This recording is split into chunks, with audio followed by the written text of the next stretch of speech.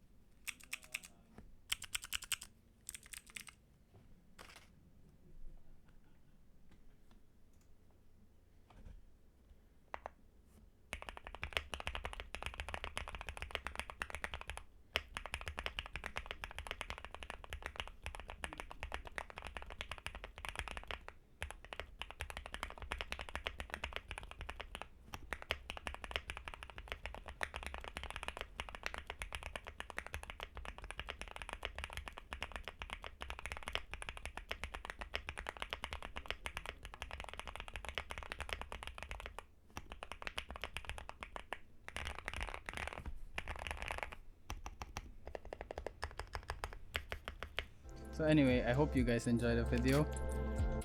Also, comment down below if you like or hate the editing on this video, because I've started editing my own videos now. Going lone wolf in this video, YouTube's channels. So let me know. Oh, and subscribe, because why not, right? Please? Thanks.